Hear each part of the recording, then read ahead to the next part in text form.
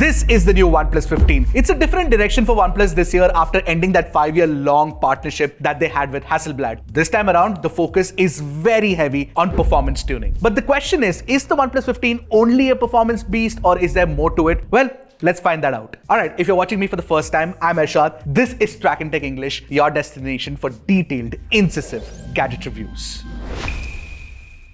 Now, inside the box, OnePlus still gives you a complete experience. You get the phone, a 120-watt Superbook charger, a USB 3.2 Gen 1 cable, a SIM ejector pin, a case, and even a pre-applied screen protector. Now, at first glance, the OnePlus 15 looks like a larger OnePlus 13s with that square camera island, right? It doesn't look anything like the OnePlus 13. Now, the variant that I'm holding in my hand is the new Sandstorm color. It's got a unique treatment to it, and it uses fiberglass on the back, which makes it lighter than the other two color variants. I'd say it does look pretty good. In fact, they also have a color matched case that you get inside the box. But my favorite variant has to be the matte black color one because the finish looks really good and it feels very premium in the hand as well. Now, if you ask me, I would say that the OnePlus 15 is definitely a step up in terms of looks, feel, and overall premium nature of the design itself compared to the OnePlus 13. But looks are subjective. Which one do you prefer? Let me know in the comments. Now, all the three phones are about 8.1 millimeters thick, and like I said, the Sandstorm variant is about 211 odd grams, and the black variant is about 217 odd grams. Now, looking at the thickness and the weight and the in-hand feel, this phone is definitely manageable considering the fact that you do get a really large display as well, which I'll come to in a bit. Now, with the OnePlus 15, you also get IP66, IP68, IP69, and IP69K certification, which means that the phone is protected from dust, from splashes, from rain, and even high-pressure jets at high temperature. By the way, the display on the front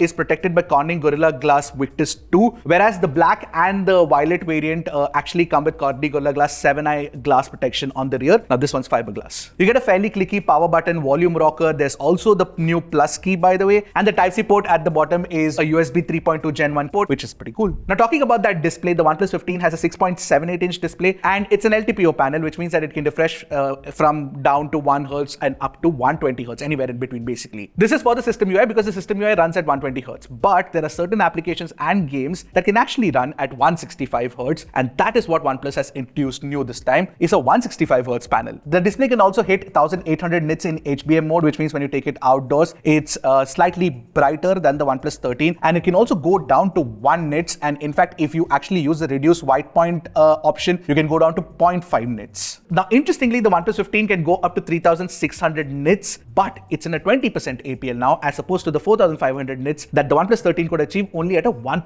APL. 3600 nits at 20% is better. And the good thing about the OnePlus 15 is that the bezels are almost non-existent. It's just 1.15 millimeters thick. You also get an ultrasonic in-display fingerprint scanner, which is the best in the industry, and it unlocks really fast. No problem there. And the display also has support for Dolby Vision, HDR10+, HDR Vivid, and Pro XDR. I would say that the OnePlus 15's panel is bright and vivid for watching content, but more importantly, the stereo speakers have improved. Take a listen to it for yourself.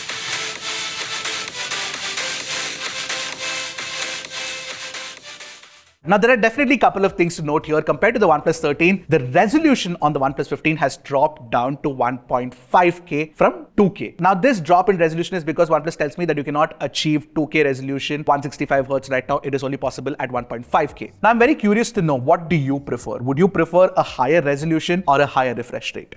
Let me know. By the way, the haptic motor's quality has been downgraded from the OnePlus 13. The OnePlus 15's haptic motor is good, but it is definitely not as good as the OnePlus 13. Now, finally coming to the performance, and performance is where OnePlus 15 completely shines. You get the Snapdragon 8 Elite Gen 5. You also get two variants, 12GB, 256GB, and 16GB, 512GB. The 12GB variant has LPDDR5X Ultra RAM type and UFS 4.1 storage. The 16GB variant has LPDDR5X Ultra Plus RAM type and UFS 4.1 storage. Now, the variant that we tested is the 16GB variant, and it flies through everything. In fact, we've gotten the best Antutu score till date and breached the 4 million mark, and even the Geekbench score with the OnePlus 15 is among the best. OnePlus also uses something called a triple chip setup this year, which includes the Snapdragon 8 Elite Gen 5. But apart from that, it has a dedicated touch response chip and a separate Wi-Fi chip. Obviously, with the separate Wi-Fi chip, you do get a robust network connection, but with the touch chip, you can actually achieve an instantaneous touch sampling rate of 3200 Hz. Now, there are a bunch of changes that OnePlus has done internally to improve the performance, especially in gaming. You get a new CPU scheduler, which ensures that it actually gives you better consistent frame rates. And more importantly, you get a 360 cryo velocity cooling system as well. Now, what this cooling system includes is a massive vapor chamber, graphite layers, and even an aerogel insulation. Now, what this aerogel insulation does is that it actually ensures that your SoC's heat doesn't transfer onto the screen, and which is very evident when you're actually, playing on the phone. You don't feel the heat on the phone or even on the device for that matter. It actually does dissipate the heat really well. Now, this is just the tech, but this tech ensures that it also gives you good results. Because in Genshin Impact, you can actually run the game now on the OnePlus 15, probably the only Android phone right now, which can run native level 120 FPS. It's not native in the sense that you get 120 FPS within the setting like you get on the iPhones. But what OnePlus tells me is that they've actually worked with the developers of Genshin to ensure that they can read the frames faster, and they do all of this processing within the 3nm SoC, which is the Snapdragon 8 Elite Gen 5. And therefore, all of the problems that you get with traditional game frame interpolation, you do not get that on the OnePlus 15, especially something like touch delay. And you know what? 165 Hz on the panel won't make any difference if there are no apps that can actually run or games that can run at 165 FPS. But that's not really true for the OnePlus 15, because Call of Duty Mobile runs at 165 FPS and it is a treat to play the game at that kind of efficiency. It's just crazy. The OnePlus 15 is powerful, it's fast, it doesn't get hot, but it's also stable, because in our CPU throttle test, when we engaged 40 threads for 30 minutes, we got about 80% CPU stability. And in our 3D Mark Wildlife extreme stress test, we got about 71.6% stability, which again is the best we've achieved till date. Simply put, this is possibly one of the best performance tuning from any Android brand that I've seen in years. And I have a detailed review dropping really soon, getting into the depths of a lot of the information, so stay tuned for that one as well. Alright, now talking about the battery, you get a 7300 mAh silicon carbon battery. It's a split cell battery, and it's one of the largest on a mainstream flagship, which is pretty awesome. And apart from that, you also get a 120 watt superbook charger inside the box and 50 watt AirVook wireless charging support too. By the way, OnePlus has also introduced bypass charging mode for gaming, which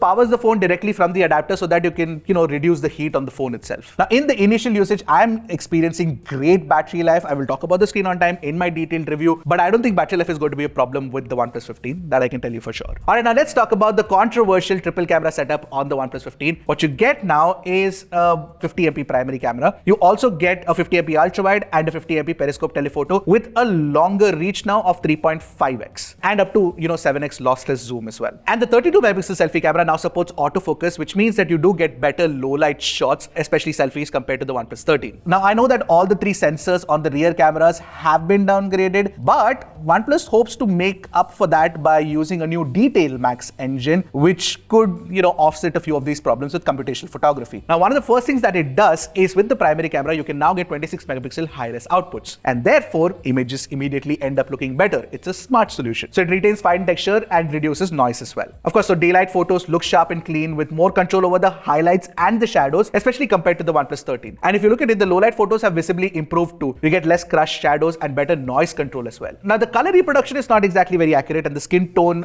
reproduction could have been closer to natural as well. But I have a solution for the skin tone problem. You can actually shoot in the master mode and it retains the original skin tones really well, much better than even the OnePlus 13 does. Now, macro also has a closer crop now. You can also record 4K 120 FPS videos both in Dolby Vision and in log format. And in fact, if you're shooting in log, you can actually see a LUT preview to figure out how it will look after the video is processed. But you still have to do the processing on a machine, on a different machine, basically like your PC or your laptop. By the way, you can shoot 4K 120 FPS both with the primary and the periscope cameras. The ultra wide tops out at 4K 60 FPS, so does the selfie. Now, the stabilization is solid and the sound recording has also improved. This is what the quality looks like.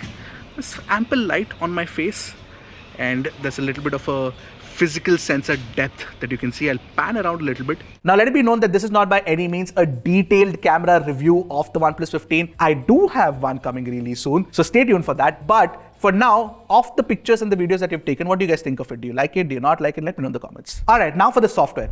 Easily one of the best aspects of OnePlus 15, because what you get is Oxygen OS 16 based on Android 16, and the experience is stable, bug-free, definitely better than what I am experiencing with Apple's iOS 26. The other thing is that OnePlus is also promising 4 plus 6 years of updates. Now, I've spoken at length about Oxygen OS 16, and I have a detailed video highlighting all that's different in the experience. So go ahead and check that out. A card should pop up right now. But the big addition this year is Google Gemini integration. Anything on your screen can be saved instantly directly into the mind space using the plus key, and later you can search or even ask Gemini for context-based answers by querying, your mind space for those answers or the questions that you have. There are more AI features like AI Recorder, AI Portrait Glow, and AI Scan, and all of these are genuinely useful. And now AI Writer is also like integrated system-wide. But the visual upgrades are the ones that really stand out. The scalable icons, the scalable folders, the new lock screen additions, the new quick settings design. It's all very, very well done. Plus, all of this runs